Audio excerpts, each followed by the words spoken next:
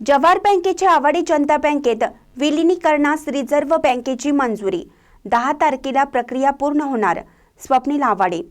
हुपरी येथील जवाहर सहकारी बँकेचे कल्लाप्पा आवाडे इचलकरंजी जनता सहकारी बँकेत विलीनीकरण करण्यास भारतीय रिझर्व्ह बँकेने मंजुरी दिली आहे, अशी माहिती बँकेचे चेअरमन स्वप्नील आवाडे यांनी पत्रकार परिषदेत दिली आहे.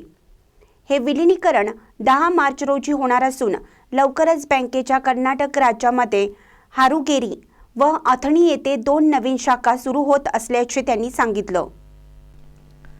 7 फेब्रुवारी 1963 रोजी सहकार महर्षी कल्लाप्पा आवाडे यांच्या नेतृत्वाखाली उदयास आलेल्या व प्रकाश आवाडे यांच्या नूतन संकल्पनांच्या माध्यमातून सहकारी बँकिंग क्षेत्रामध्ये लोकाभिमुख झालेल्या कल्लाप्पा आवाडे इचलकरंजी जनता सहकारी बँकेमध्ये जवाहर सहकारी बँकेचे विलीनीकरणास रिझर्व्ह बँकेने परवानगी दिली आहे.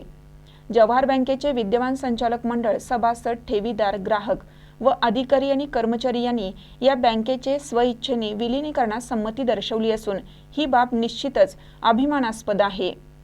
विलीनीकरणानंतर आवाडे जनता बँकेच्या महाराष्ट्र व कर्नाटक राज्यात एकूण 54 शाखा कार्यरत होणार आहेत. आवाडे जनता बँकेच्या 62 वर्षाच्या कालावधीतील हे तिसरे विलीनीकरण आहे.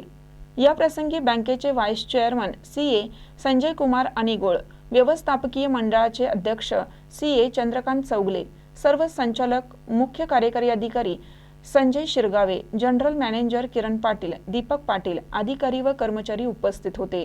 महानकर न्यूजसाठी सुभाष भस्मे, इचलकरंजी. ताज्या बातम्यांसाठी महानकरेला सबस्क्राइब करा आणि बेल आयकॉनला क्लिक करा.